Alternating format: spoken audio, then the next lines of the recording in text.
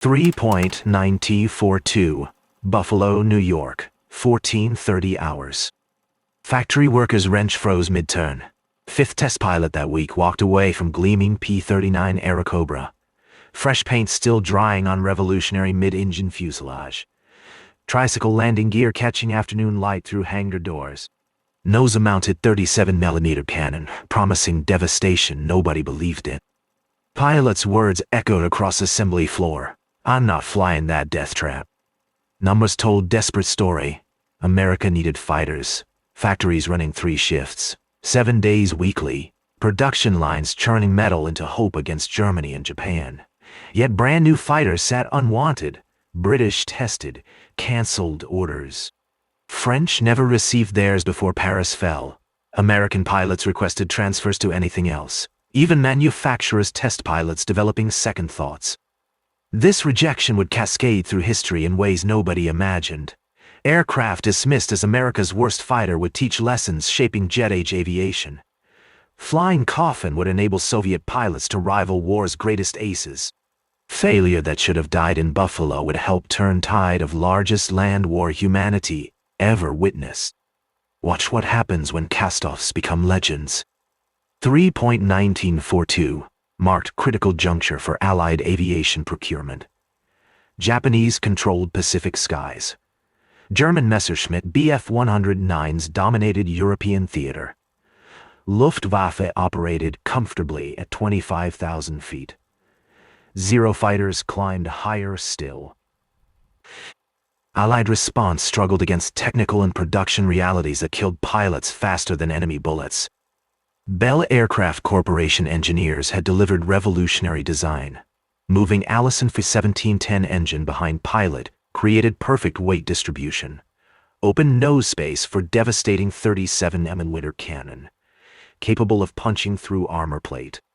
Long drive shaft ran beneath cockpit floor, connecting engine to propeller through complex gears and bearings. Theory suggested brilliance. Reality delivered catastrophe. Drive shaft vibrations rattled entire airframe. Pilots described sensation as sitting atop washing machine at full speed. Precision flying became nearly impossible. Engine placement meant mechanical failures sent metal fragments and flames directly toward cockpit. Conventional fighters showed engine problems ahead where pilots saw warnings. P-39 delivered fire to pilots' back without notice. Colonel Bruce Holloway evaluated P-39 for combat deployment, early 1942. His assessment circulated through Army Air Force's headquarters, words cutting through procurement optimism with surgical precision. Aircraft fundamentally unsuited for high-altitude interception role for which it was designed. Ceiling inadequate. Rate of climb poor above 10,000 feet. Handling characteristics at altitude dangerous. Cannot in good conscience recommend this aircraft for combat operations against Luftwaffe. Strategic mathematics compounded problems. Allied intelligence indicated German bomber formations cruising 20,000 to 28,000 feet. Fighter escorts operated 5,000 feet higher. Intercepting these formations required fighters climbing rapidly to engagement altitude, maintaining performance throughout combat envelope. P-39's Allison engine, powerful at sea level, choked and wheezed above 12,000 feet. This wasn't inconvenience. This was death sentence. German pilots would die from altitude advantage, speed, position, initiative, all favoring attacker. P-39 pilots struggling for altitude presented perfect target. Enemy fighters struck from above with accumulated velocity. Physics favored altitude. Tactics demanded it. P-39 couldn't deliver it. Production realities prevented rational response. Canceling program meant shutting entire manufacturing operation, starting over from scratch. Time lost measured in months, perhaps years. Pearl Harbor still burned in national memory. Factories being built, workers being trained, production lines being established. United States reeling from Pacific defeats needed aircraft immediately. So factories kept running.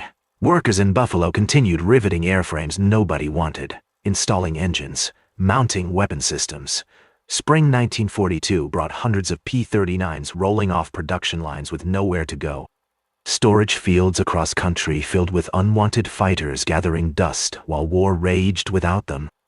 Then Soviet Union, fighting desperately against German invasion, needed aircraft, any aircraft. Joseph Stalin made clear through diplomatic channels, fighters, bombers, tanks needed in massive quantities immediately. United States, eager supporting ally and keeping Eastern Front active, began shipping military equipment through Lend-Lease program. Among shipments, hundreds of P-39 Airacobras nobody else wanted.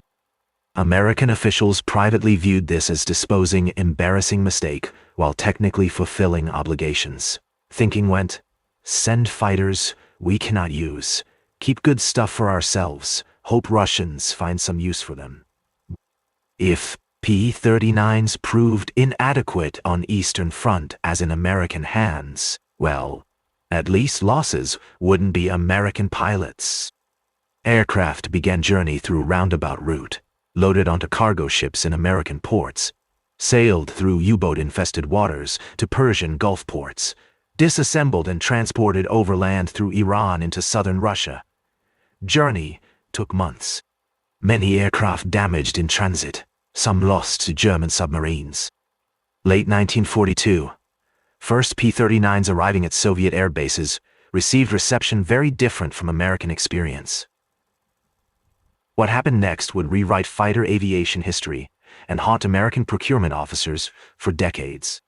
Soviet senior Lieutenant Grigory Rechkalov approached Airacobra without preconceptions Americans carried. He didn't care about high-altitude performance, wasn't fighting at high altitude. Air war over Eastern Front brutal, chaotic, conducted primarily below 10,000 feet. German Stukas dive-bombed Soviet positions at low level. Soviet Sturmovaks attacked German tanks at treetop height. Desperate, swirling dogfights characterized Eastern Front combat in thick air where P-39's Allison engine performed beautifully. Rechkalov's hands gripped controls 10/4/1942. First combat sortie in American machine. Oil temperature gauge steady. Engine vibrations familiar now after training flights. 37 now unloaded with armor-piercing rounds. German Junkers, Ju-88. Bomber appeared 3,000 feet ahead. Engines struggling with bomb load. Crew unaware of danger approaching from 6 o'clock low. 3 seconds to firing solution. Rechkalov's training on wooden Lag-3 fighters made P-39 feel like precision instrument. Gun sights centered on bomber's tail section. Thumb-pressed cannon trigger. Single 37mm shell struck Ju-88's empennage. Entire tail section separated from fuselage. German bomber tumbled from sky. No second shot needed. No ammunition wasted. American cannon delivered exactly what Soviet tactics required. Rechkalov filed combat report that evening. Words revealing cultural differences in aircraft evaluation. American machine heavy but solid. Does not climb well but dives like stone. Cannon magnificent. Today destroyed Junkers Ju-88 with 3 shells. Entire tail section separated from fuselage. This aircraft rewards aggression and punishes hesitation. That philosophy, aggression rewarded, hesitation punished, became foundation of Soviet Airacobra tactics. Pilots who had flown underpowered, poorly armed fighters found P-39 revelation. Sturdy construction absorbed battle damage, tearing apart fragile Soviet designs. Low-altitude environment meant P-39 actually faster and more maneuverable than many German fighters. Technical advantages multiplied in Soviet hands. Cannon firepower devastated German armor and aircraft. Single well-placed shot destroyed bombers requiring dozens of machine gun rounds from other fighters. Sturdy airframe survived combat damage. Car door cockpit entry allowed rapid egress if aircraft damaged. Tricycle landing gear simplified operations from rough Soviet airfields. Soviet pilots developed tactics exploiting these advantages while minimizing altitude limitations. Stayed low where engine performed optimally. Used superior low-altitude speed for hit-and-run attacks. Employed devastating cannon firepower for single-pass kills. Avoided prolonged dogfights favoring more maneuverable German fighters. Results spoke through blood and wreckage. Alexander Pokryshkin received his first P-39 early 1943. already experienced fighter pilot with multiple kills in Soviet aircraft, approached American fighter skeptically. Initial flights revealed aircraft strengths aligned perfectly with his aggressive tactics. Pokryshkin's tactical innovations transformed Soviet fighter doctrine, developed finger four formation providing mutual support while maintaining offensive flexibility, emphasized altitude advantage even within P-39's limitations by starting fights from highest possible position, perfected vertical fighting techniques using P-39's excellent dive performance. His combat record validated approach, Spring 1943 offensive over Kuban bridgehead saw Pokryshkin's unit destroying German aircraft at unprecedented rates. His personal tally climbed steadily. 5 kills, 10 kills, 20 kills, 20 kills. Each victory refined his understanding of P-39's capabilities. German pilots began reporting encounters with new Soviet fighter tactics. Luftwaffe intelligence analyzed wreckage, captured aircraft, interrogated prisoners. Reports confused German commanders. Soviet pilots achieving results seemingly impossible, given aircraft limitations, Americans reported. Oberst Johannes Steinhoff, commanding Luftwaffe fighter wing opposing Soviet forces 1943, later wrote, "We didn't understand how Soviets were achieving such success with aircraft Americans rejected. Our intelligence said P-39 couldn't climb, couldn't fight at altitude, suffered mechanical problems. Yet Soviet pilots using these machines were destroying our experienced pilots. We assumed Americans had given Soviets improved version. Post-war examination proved aircraft identical. Difference wasn't machine, difference was how it was employed." Numbers accumulated through 1943 and 1944 told story American officials hadn't anticipated. Soviet P-39 pilots collectively destroyed thousands of German aircraft. Individual aces emerged with scores rivaling war's greatest pilots. Aircraft dismissed as flying coffin became instrument of devastation. Pokryshkin's score reached 30 confirmed victories by summer 1943, 40 by winter. Soviet command awarded him Hero of Soviet Union twice, nation's highest honor. He received third award 1944, unprecedented recognition. His tactics became standard Soviet fighter doctrine, taught to new pilots arriving at front. Rechkalov, flying same aircraft type, accumulated 56 confirmed victories. Nikolai Gulaev scored 57. Grigory Rechkalov finished war with 56 kills, second highest scoring Soviet P-39 pilot. American and British pilots, had they known these numbers, wouldn't have believed them. Same aircraft they'd rejected as unsuitable for combat. Same flying coffin test pilots refused to fly. In Soviet hands, instruments of victory. But victory carried cost measured in ways statistics never captured. Pokryshkin's wingman, Lieutenant Pavel Golovachev, died 1943 during combat over Crimea. German Bf-109 caught his P-39 during low-altitude dogfight. Single-burst severed control cables. Aircraft dove into ground at 400 kilometers per hour. Impact crater 3 meters deep. Body unrecoverable. Pokryshkin watched his friend die from 800 meters distance. Could do nothing. German fighter escaped into clouds before revenge possible. That evening, Pokryshkin sat in dispersal tent, hands still shaking. Wrote letter to Golovachev's mother. Didn't mention how death occurred. Wrote only that Pavel died as hero quickly, serving motherland. Physical wounds marked survivors. Rechkalov took cannon shell through cockpit 7.943. Fragments embedded in left leg and lower back. Field surgeon removed what he could without anesthesia. Some fragments remained, too close to vital structures for a safe extraction. Rechkalov flying again within 3 weeks, legs still weeping blood through bandages. Soviet maintenance crews worked miracles keeping aircraft operational. Replacement parts scarce. Improvisations necessary. Mechanics cannibalized damaged aircraft for components. Fabricated parts from salvaged metal. Worked through -40-degree temperatures to keep fighters flying. Senior technician Dmitry Volkov maintained P-39s for Pokryshkin's regiment throughout 1943, to 1944. His post-war account described realities American engineers never imagined. We had aircraft designed for American factories with perfect tools and abundant spare parts. We had Russian winter, mud, shortages, desperation. We made it work because alternative was defeat. Saw mechanics lose fingers to frostbite while changing engines in snowstorms. Saw crews work 72 hours straight keeping aircraft operational during major offensives. American machine was good. Soviet mechanics made it great. Mathematics of lives saved through P-39 operations, staggers calculation. Each German bomber destroyed meant Soviet soldiers not killed by bombs. Each German fighter shot down meant Soviet ground attack aircraft surviving to support infantry. Each successful mission meant mothers receiving sons home alive. Conservative estimates suggest Soviet P-39 pilots destroyed 2,500 German aircraft during war. Each bomber carried crew of 4 to 6. Each destroyed German fighter meant experienced Luftwaffe pilot lost, impossible to replace by 1944. Cascading effects multiplied initial impact exponentially. Recognition came slowly, incompletely. Soviet propaganda celebrated victories but rarely mentioned American aircraft enabling them.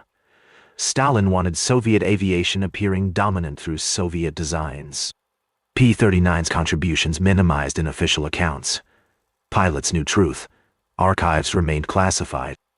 Pokryshkin received Hero of Soviet Union 3 times, Marshal of Aviation rank post-war, numerous decorations. Official biographies mentioned P-39 briefly, if at all. Emphasis placed on pilot skill, Soviet training, socialist superiority. Aircraft that enabled victories became footnote. American military, learning of Soviet P-39 success through intelligence reports, initially disbelieved accounts. Seemed impossible. Same aircraft American pilots rejected. Same flying Coffin. German intelligence confirmed Soviet claims through captured documents, interrogations, combat loss analysis. American aviation community forced to confront uncomfortable reality. Tactical employment mattered more than absolute performance. This revelation rippled through post-war American aviation development, in ways subtle but profound. Lessons learned from P-39's contradictory performance influenced next generation of American fighters. Tricycle landing gear became standard on virtually all subsequent American aircraft. Emphasis on pilot visibility, pioneered with P-39's car door cockpit entry, became priority in fighter design. Concept of mounting heavy, slow-firing weapons in nose, validated by P-39's success with 37mm cannon, influenced armament choices for years. When Lockheed's Clarence Kelly Johnson began designing America's first operational jet fighter, P-80 Shooting Star 1943, aircraft that emerged bore striking similarities to P-39's layout. Both featured tricycle landing gear for improved handling. Both emphasized pilot visibility and maintenance ease. Both placed engine behind pilot, though in P-80 this necessitated by jet engine design rather than nose cannon desire. P-80 represented everything P-39 tried to be, but couldn't quite achieve. Taking good ideas while eliminating flaws. Connection between despised P-39 and America's jet age success wasn't coincidence. Was evolution driven by hard lessons learned from both failures and successes. P-39's failure at high altitude forced American engineers understanding critical importance of engine supercharging and performance across entire operational envelope. Its success in Soviet hands taught there was no single definition of effective fighter aircraft. Mission requirements, operational environment, tactical doctrine all influenced what made design successful. North American F-86 Sabre, America's premier jet fighter of Korean War era, took to skies 1947, carrying DNA from despised P-39, tricycle landing gear, making ground handling safe and predictable. Emphasis on pilot visibility and cockpit ergonomics. Understanding that fighter design required careful balance between competing requirements. These weren't abstract principles, were hard-won lessons purchased with embarrassment of rejection and unexpected glory of Soviet victories. German Luftwaffe conducted extensive post-war analysis of Eastern Front air combat. Documents captured by Allied forces revealed German confusion about P-39 effectiveness. Intelligence reports from 1943 to 1944 repeatedly questioned how Soviet pilots achieved results with aircraft German analysts believed inferior. Major Erich Hartmann, highest-scoring fighter ace in history with 352 confirmed victories, mostly achieved on Eastern Front, later stated, "We respected Soviet P-39 pilots. They used aircraft's strengths intelligently, stayed low where it performed well, attacked aggressively with powerful cannon, avoided situations where aircraft's weaknesses became liabilities, was masterclass in tactical adaptation." Modern fighter pilot training emphasizes lessons learned from P-39 saga. United States Air Force Fighter Weapons School teaches case study examining how tactical employment overcame technical limitations. Principle emphasized: understand your aircraft's strengths, exploit them ruthlessly, avoid situations exposing weaknesses. This doctrine, refined over decades, traces directly back to Soviet P-39 operations, proving aircraft's potential when properly employed. Connection acknowledged in training materials, though broader public remains largely unaware of Flying Coffin's contribution to American air combat development. Physical memorials to P-39 and pilots who flew it exist, scattered across former Soviet Union. Pokryshkin's statue stands in Novosibirsk, his birthplace, doesn't mention P-39 specifically. Honors pilots' achievements without acknowledging American aircraft enabling them. Historical revisionism continues even in memory. Few surviving P-39s exist in museums worldwide. National Museum of United States Air Force displays restored example alongside placard describing aircraft as unsuccessful design finding unexpected success in Soviet service. Accurate, but incomplete. Misses deeper significance of aircraft's story. Central Museum of Great Patriotic War in Moscow displays P-39 and Soviet markings. Placard credits Soviet pilots' skill while minimizing aircraft's American origin.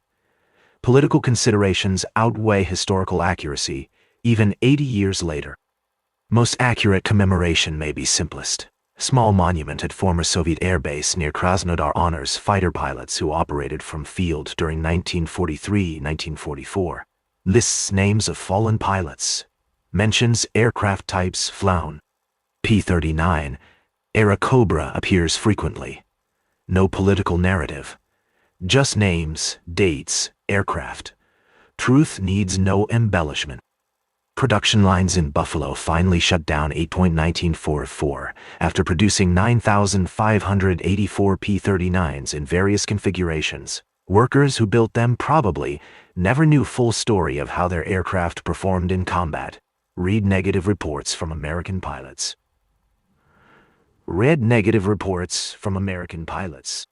Heard criticisms. Understood fighters they were building considered failures by their own military. Couldn't have known that on Eastern Front, those same fighters were helping turn tide of largest land war in history. Factory workers maintained quality and craftsmanship, even when building aircraft their own pilots called death traps. Kept production lines running when conventional wisdom suggested programs should be canceled. Their dedication ensured that when Soviets needed fighters desperately, aircraft were available to send them. Different kind of courage, measured in rivets and welds rather than bullets and blood. By 1950, P-39 had disappeared almost entirely from military service. Jets had taken over completely, rendering propeller-driven fighters obsolete except in limited roles. Most Airacobras were scrapped. Aluminum melted down for other uses. Few survived in museums, preserved as examples of wartime technology. But aircraft's influence lived on in every American fighter that followed, carrying forward lessons learned from both failures and unexpected successes. Story of P-39 Airacobra challenges comfortable narratives about technological progress and military superiority. Reveals that success and failure are often context-dependent. Same design can be both inadequate and excellent depending on how it's employed.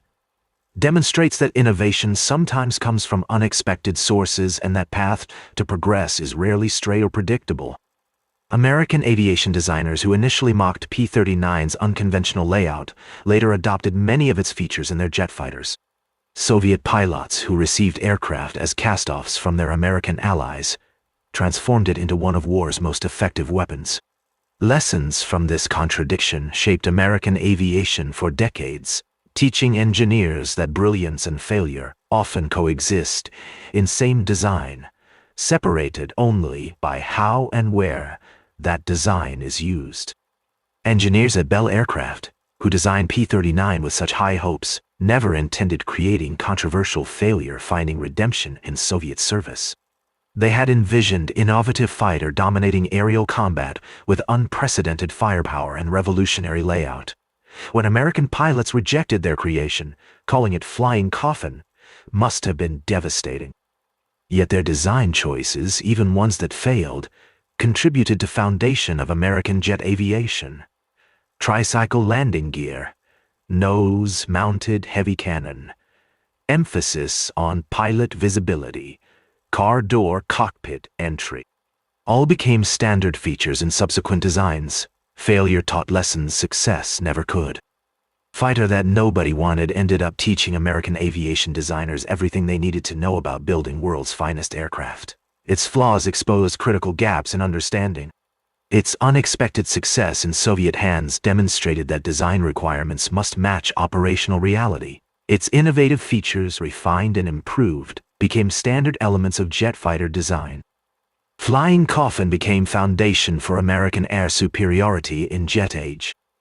Pokryshkin ended war with 59 confirmed victories, making him among highest-scoring Allied aces, 3 times Hero of Soviet Union, highest honor nation could bestow. Post-war memoir described P-39 as finest fighter he ever flew. American machine taught me everything important about air combat, rewarded skill and punished mistakes, gave me tools to survive and weapons to destroy my enemies. More than 4,700 P-39s were delivered to Soviet Union during war, representing nearly half of all Airacobras produced. Soviet pilots flew them from Stalingrad to Berlin, racking up thousands of victories against Luftwaffe. These were same aircraft American and British pilots rejected as unsuitable for combat. Same flying Coffins test pilots refused to fly. In Soviet hands, they became instruments of victory. Today, few people remember P-39 Airacobra. Those who do typically recall it as failed American fighter, finding unexpected success in Soviet service. Assessment accurate, but incomplete. Misses fundamental significance of aircraft story. P-39 represents messy, complicated reality of technological development where failures teach lessons just as valuable as successes. Represents truth that context determines success more than absolute capability. Represents idea that rejection and redemption can coexist, separated only by how and where design is employed. Modern fighter pilots flying F-35 Lightning II, most advanced fighter aircraft ever built, operate machines carrying lessons learned from despised P-39, tricycle landing gear enabling precise carrier landings. Emphasis on pilot visibility through advanced helmet-mounted displays, understanding that tactical employment matters more than raw performance. Weapons integration following principles validated by P-39's nose-mounted cannon. Thread connects flying Coffin to fifth-generation fighters. Connection unbroken. Lessons learned in blood over Eastern Front 1943, applied in simulators and classrooms today. History flows through aviation development like groundwater, invisible but essential. Aircraft dismissed as America's worst fighter contributed more to American aviation development than many celebrated designs. Flying Coffin that pilots refused to fly enabled Soviet pilots to achieve scores rivaling war's greatest aces. Failure that should have been cancelled taught lessons shaping future of aerial combat. Sometimes machines we reject teach us more than ones we embrace. Sometimes worst becomes foundation for best. P-39 Airacobra proved both, failed in American hands, triumphant in Soviet skies, foundation for jet-age aviation, all simultaneously, all true, all essential to understanding how aviation evolved from propellers to jets, from failure to supremacy. Factory worker in Buffalo who froze his wrench 3.1942, watching test pilot walk away from P-39, couldn't have known. Aircraft he was building would help turn tide of largest land war in history. Would teach lessons shaping American aviation for generations. Would prove that rejection and redemption, failure and triumph, often share same airframe. He just riveted aluminum and went home. War decided rest. History remembers no one. War cares about nothing except mathematics of survival. P-39 Airacobra survived its rejection, proved its worth in unexpected theater, taught lessons shaping future of combat aviation. Flying Coffin became legend. Death Trap became teacher. Failure became foundation. Sometimes, that's how history works.